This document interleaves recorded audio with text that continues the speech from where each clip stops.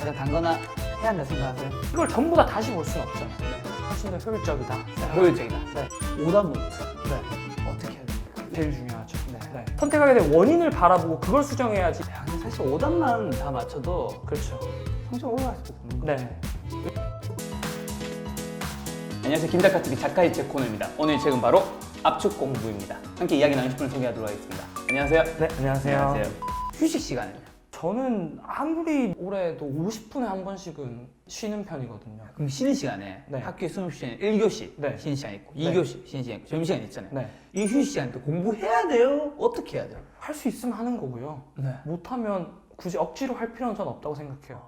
데이터만 갖고 얘기하면 쉬는 시간에 공부를 안 했는데도 좋은 성적을 받는 친구가 있고 또 쉬는 시간에 공부해서 좋은 성적을 받거나 또는 못 받는 친구가 있고 하니까 그 자체가 엄청 중요한 건 아닌 것 같아요. 다만 이제 휴식 시간에 휴식을 취해야 되는 타이밍에 휴식을 취하지 않으면 문제가 되죠. 왜냐하면 50분 수업 들었는데 내가 10분을 사실 공부할 수 있다. 네. 저는 그걸 뒤집어서 얘기하면 50분을 충분히 집중하지 않았을 가능성이 높다라고 생각하거든요. 루니가 이런 얘기를 해요. 축구선수 루니가. 내가 경기 90분을 다 뛰고 나왔는데 그래도 남아있는 힘이 있다면 나는 그날 경기에 최선을 다하지 않는다. 그러니까 반대로 수업에 적용해보면 50분을 다 듣고 정말 공부할 어떤 그게 남아있다면 사실 진짜 집중을 못하고 오히려 관점을 바꿔서 쉬는 시간에 복습하고 외우려고 하는 것보다 수업 들으면서 당장 내가 이거를 바로 기억할 수 없을까라고 접근하는 게 더 효율적이지 않나 생각합니다. 아니 너무 공감한 거. 저도 비슷한 대답을 들었거든요. 예를 들어 뭐 저녁 10시까지 공부하고 집에 갔어요. 네. 그럼 집에 가서 또 공부를 해야 될 수도 있잖아요. 네. 그럼 집에 가서 공부 안 하냐면 물으니까 공부 안 한대요. 할 수 없죠. 저한테 했는 말이 10시까지 공부를 열심히 했다면 네. 정상적인 상황이라면 공부를 더 할 에너지가 없는 거다. 집에 가서 공부를 할 수 있다면 저는 10시까지 공부를 열심히 하지 않았다라는 반증이기도 하더라고요. 공감한다는 거죠. 120% 공감합니다. 짜투리 시간은요? 이동하는 시간, 애매한 시간들 있잖아요. 그렇죠. 그러니까 짜투리 시간에 공부할 수 있다면은 그러니까 하는 거죠. 짜투리 시간에도 공부를 하려고 하는 것보다 되게 만드는 게 중요한 건데 나 짜투리 시간에 공부해야지 생각한다고 사실 공부가 잘 안 되거든요. 그렇죠. 그럼 그 첫 도미노가 뭐냐면 예를 들면 나는 아침에 뭐 버스를 타고 그 학교를 간다. 그러면은 애초에 집에서 나갈 때부터 손에는 단어장이 들려 있어야 돼요. 왜냐면 나가서 버스 정류장 가서 단어장을 꺼내갖고 영어 공부하기는 어렵거든요. 그렇죠. 예를 들면 그 친구는 저한테 자기가 노트를 들고 다니면 보기가 어려우니까 아예 A4 반장에다가 늘 잘라갖고 거기다 공부한 걸 정리하고 들고 다니면서 봤다 이렇게 했기 때문에 짜투리 시간을 만약에 활용하고 싶은 분들은 난 왜 짜투리 시간에 공부를 하지 못하게 되지? 못하지? 이거보다는 어떻게 하면 짜투리 시간에 내가 공부를 하게 만드는 그 상황을 만들 수 있을까? 이거를 좀 고민해 보시는 게 더 도움이 되지 않을까 싶습니다. 공부 잘하는 사람들은 꼭 단거나를 얘기하더라고요. 일단 단거나 해야 한다 생각하세요? 저는 하는 것이 안 하는 것보다는 훨씬 더 효율적이다. 효율적이다. 네. 일단 효율적이라면 어떻게 좀 단거나를 해야 됩니까? 어떤 시험에 늘 메인 교재라는 게 있잖아요. 그렇죠. 예를 들면 뭐 내신 시험은 교과서가 될 수도 있고 또는 부교재가 될 수도 있고 수능 같은 경우에는 뭐 여러 가지 요새는 뭐 EBS 수능 특강 이런 것들이 있잖아요. 그 메인 교재에다가 저는 단권화를 하는 것 할 수 있다면 거기 하고 그렇게 했는데도 좀 공간이 이런 것들이 부족하다. 그러면 이제 노트를 선택하는 것. 왜냐하면 노트에다 단권화를 하는 방식은 기본적으로 처음부터 끝까지 내가 이제 좀 다 내용을 적어야 되다 보니까 그거는 사실 굉장히 비효율적이거든요. 그렇기 때문에 오히려 메인 교재를 기반으로 거기에 단권화를 하거나 또는 그냥 A4 그냥 포스트잇 같은 데다가 내용을 재구성하는 정도? 그게 좋을 것 같고 단권화를 할 때 늘 저는 이게 중요하다고 생각해요. 어떤 교재든지 그게 문제집이든 뭐든지 간에 이거를 참고서로 바라보는 거죠. 이제 예를 들어 A라는 교재를 갖고 공부를 여기에 단권화를 해요. 그럼 B라는 문제집을 보고 C라는 참고서를 또 보고 뭘 계속 볼 거 아니에요. 근데 이 단권화를 해야 되는 이유가 이걸 전부 다 다시 볼 수는 없잖아요. 그러면 이때 중요한 건 뭐냐면 내가 B, C, D, E를 보면서 몰랐던 거 또는 애매했던 거를 A에 채워 넣어야 되는데 똑같이 A, B, C, D, E에 있는 내용들을 또 단권화를 하는 건 굉장히 무의미한 거죠. 그러니까 내가 모르는 게 없을까 약간 빈틈을 자꾸 찾으려고 해서 다른 교재들을 보는 건데 이거를 그렇게 보지 않고 그냥 이거 다 합쳐야겠다 이렇게 돼버리면 사실 비효율적인 거고 약간 이런 느낌이군요. 이 단거나라는 게 내가 이 책을 보면서 공부하는데 또 다른 책도 보잖아요. 네. 근데 처음 또 다음에 볼 때 또 똑같이 보면 비효율적이니까. 그렇죠. 볼 수가 없죠. 이거를 합치고 네. 합쳐서 네. 다음에 공부할 때 이거 딱 하나만 보게. 그렇죠. 그리고 효율적인 공부를 네. 위해서 단권을 맞아요. 하는 네. 그래서 단권화해서 그걸 여러 번 보면 이제 공부를 잘하게 되는 거죠. 예를 들면 영어 문법 때 저는 이걸 되게 적용할 수 있다고 생각하는데 네.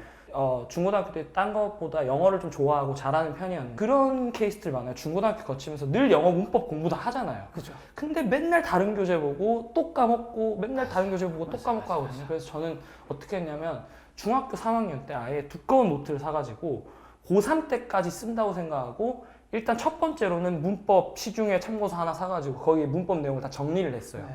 그리고 파트별로 한 20페이지씩 여분을 다 남겨놨어요. 네. 그러고 이제 고등학교에 가서 내가 예를 관계대명사다. 모르는 내용이 나왔다. 또는 틀린 문제가 나왔다. 그러면 그 노트에 관계대명사 파트에다가 계속 그거를 집어넣는 거죠. 그래서 결국 고3 때는 이 두꺼운 노트가 거의 다 완성이 됐거든요. 네. 그러면은 저는 이것만 다 외우면 적어도 고등학교 수준의 범위에서 문법을 모르는 게 없는 거죠. 자꾸 이거를 벌려놓으려고 하지 말고 모아야 돼요. 네. 모아야 돼. 네. 맞아. 오답 노트 네. 어떻게 해야 됩니까? 이 오답이 사실 되게 중요한 거라고 저는 생각하거든요. 제일 중요하죠. 네. 네. 이게 전 시험의 유형마다 오답노트의 성격이 완전히 달라진다고 생각을 하거든요. 네. 예를 들어서 내신 시험의 오답노트와 네. 수능 시험의 오답노트는 특히 국어, 영어 같은 네. 과목들은 오답노트의 목적이 완전히 달라요. 어. 왜냐하면 뭐 내신이나 또는 수능의 탐구 과목 이런 것들은 내가 틀렸다 했을 때는 지식적인 부분에서 문제가 생긴 거고 네. 그 부분을 채워 넣어야 되는 거잖아요. 네. 하지만 국어 같은 경우에 뭐 독서 영역, 문학 뭐 이런 거 풀 때 지식 때문에 틀린 건 아니라는 거죠. 네. 결국 방법론적인 거, 네. 기술적인 거 네. 때문에 틀린 건데 어차피 그 질문 똑같이 안 나오는 거잖아요. 네. 근데 이 두 개를 뭔가 목적을 구분하지 않고 그냥 내신 때 오답노트 하던 걸 그대로 수능에 적용하면 네. 사실 그건 별 의미가 없는 거죠. 그렇기 때문에 일단 지식적인 부분 같은 경우에 오답노트를 만든다면 이제 틀린 문제 나왔을 때 틀렸던 문제를 노트에 붙여놓고 그 해당한 내용에 있는 그 파트의 참고서로 다시 돌아가야죠. 그래서 그 부분을 다시 공부해야 되는 거죠. 근데 거기서 그냥 해설지만 보고 넘어가 버리면 내가 전체를 다 이해 못해서 틀린 걸 수도 있는데 그냥 부분만 보고 넘어가게 되는 케이스가 있고 방법론적인 것들에서 좀 강조를 하자면 사실 그걸 틀려갖고 오답 피드백을 하는 목적은 뭐냐면 내가 결국 이 비슷한 문제가 나왔을 때 다시 어떻게 맞출 것인가 또는 내가 이 틀리지 않게 어떻게 만들 건가가 가져야 할 질문이잖아요. 그랬을 때는 오답을 선택했다라는 건 사실 결과 현상이잖아요. 그럼 오답을 선택하게 만든 여러 가지 논리적 흐름 중에서 어떤 흐름에서 내가 잘못 생각했기 때문에 그걸 틀린 거거든요. 근데 이 선택한 걸 바라보지 말고 선택하게 된 원인을 바라보고 그걸 수정해야지 내가 다시 정답을 맞출 수 있는 거기 때문에 오답으로 흘러간 사고방식과 정답으로 가는 사고방식 이게 뭐 예를 들어 해설지가 있다고 했을 때 이 두 개를 비교해서 정확히 여기에 도달하기 지점에 어느 지점에서 이게 충돌이 생긴 건지를 보고 이거를 집중적으로 고민해야 되고 이런 좋은 예가 사탐 같은 경우에 한국사라던가 뭐 사회탐구 이런 거를 지식적인 거 없이 그냥 마치 비문학 독해하듯이 풀어보는 거죠. 그랬을 때 내가 지식이 없더라도 플랜 B로서 이 문제들을 새롭게 풀 수 있는 거기 때문에 뭔가 내가 이 문제의 오답을 왜 하고 있는가에 대한 목적을 분명하게 만들고 그거에 맞는 방식으로 오답노트를 해야 된다고 생각합니다. 목적에 맞는. 네. 야, 근데 사실 오답만 다 맞춰도 그렇죠.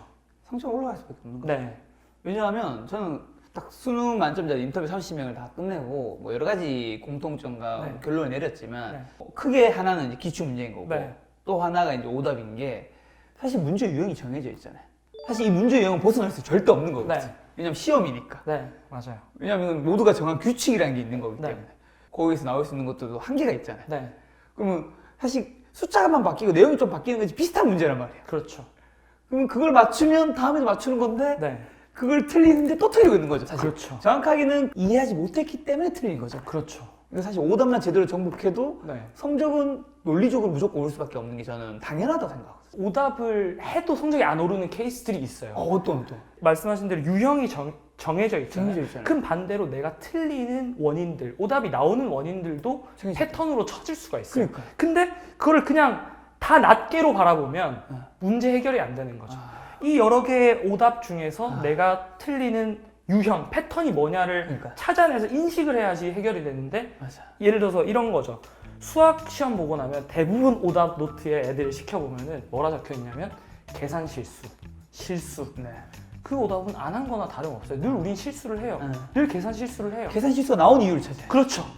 시간이 부족했거나 또는 뭐 내가 식을 또박또박 쓰지 않았거나 맞아. 검사할 시간이 없었거나 네. 그러니까 이 본질과 현상을 구별해서 보고 이 본질을 바꿔야 돼요.